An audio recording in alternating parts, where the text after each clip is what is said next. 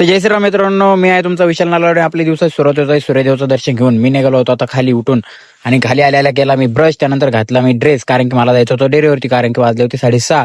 उन्हाळा चालवला असल्यामुळे मला लागली होती सकाळी ताण. पाणी वगैरे पिऊन आपली धन्नो घेतली तुम्ही काढून. सगळ्यांनी धोका द्यायला, पण गाडीने काय अजून धोका दिला नाही. सकाळी आल्याला घेतलं मी मस्त सकाळी दुकान समोरचा एक व्ह्यू, कारण की रस्त्याने कोणी नव्हतं, पण कोणी असो नसो आपल्याला दुकान उघड नव्हते काय पण झाले. त्यानंतर झाले होते एक कस्टमर चालू. त्यानंतर आले होते गावाकडले 2 जण, त्यांना जायचं होतं कंपनीमध्ये. मग त्यांना वाटी लावून दिलं, बॅगे वगैरे ठेवून घेतल्या. मी माझं माझं काम करायला लागलो होतो, टोस्ट वगैरे लावून घेतले, कारण की गिऱ्हाईक चालू होते. त्यानंतर एसके एक वाला होता, अंडे वगैरे घेऊन घेतले. त्यानंतर आला होता निशांत भाऊ बसले आमच्याकडे टक लावून. आदर्श पण आला होता, कारण की यांना जायचं होतं हॉस्पिटलला. कोणाचं काय काम होतं ते काय माहित नाही मला. गावाकडे गाय दिसल्या लोक जितके अड्यावाने करत नाही तितके अड्यावाने इकडे करते. त्यानंतर गाय वगैरे माझ्या डेअरी समोर हे दूध आले 2 काय करताय हे विचार करत होतो. त्यानंतर मी घेतली गाडी आणि आलो होतो घरी, कारण की आंघोळ वगैरे करून मला जायचं लॅबला. या आपला फ्रेश वॉश आणि मी आंघोळ वगैरे करून झालो होतो मी तयार, कारण की मला जायचं होतं लॅबला. पण नंतर झाला तर ते नाही येतं.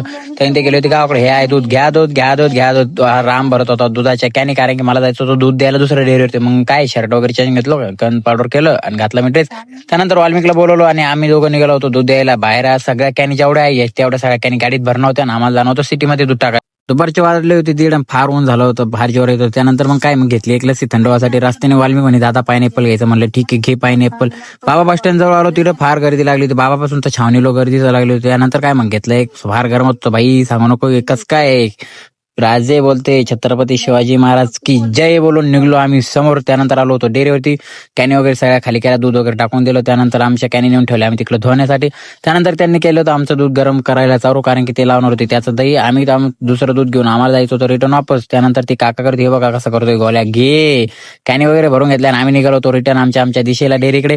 तर हे बघा वाल्मिक मी मस्त मस्ती करत चाललो होतो. त्यानंतर 4 वाजले, फार भूक लागली होती. घरी आल्याला केले 2 मॅगी, कारण की दही वगैरे नव्हती. मॅगी दिली टाकून बसलो होतो मी कूलरच्या हवेत, कारण की फार असं गरमत होतं. आणि आजची मॅगी अशी लाजवाब झाली होती भाई, तुम्ही पण या खायला नक्की. मग काय ड्रेस वगैरे चेंज करून निघलो आपल्या डेअरीकडे. प्रशांत भाऊ येलो होते, प्रशांत भाऊ करत होते तैचे ते कस्टमर. असा प्रशांत भाऊचा कसा डोळा मारतो कसा. त्यानंतर डेअरीवर आलेल्या आरुष आला होता. आरुष म्हणजे दादा लय लेट झाला म्हणलं यार थोडं काम होतं. त्यानंतर कचऱ्याची गाडी आली होती, कचरा साफ करत होती दुकानासमोर, कारण की पावसाचं वातावरण चालू होलं होतं, फार घाण असायचो. त्यानंतर फ्रीज वगैरे धुवलं होतं सगळं, आज दूध पण नव्हतं. त्यानंतर आरुष हा दूध आले होतं, म्हणलं हॅलो नको खराब, ड्रम वगैरे सगळं वरती होतं. त्यानंतर काय तोस वगैरे होते, सगळे पोरं जमा झाल्यानंतर त्यांना म्हणलं तुम्ही पांगा आता इथून, मला थोडंसं काम आवरून घेऊ द्या. मस्त चंद्रदेव दिसतोय. त्यानंतर मग आदित्य आला तर म्हणलं स्वतःवर पण एकदा कॅमेरा घरून घ्या, एकदम केस वगैरे एकदम सेट आहे.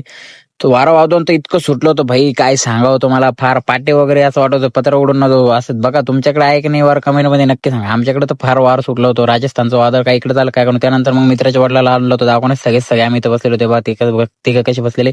घरी जायचं होतं, घरी निघताच आला होता पाऊस. सगळे बाहेर पत्रा शेडमध्ये बसलो होतो. हे बघा तुम्ही बघू शकता, मस्त जोरात पाऊस चालला होता. घरी आल्या झोपलो.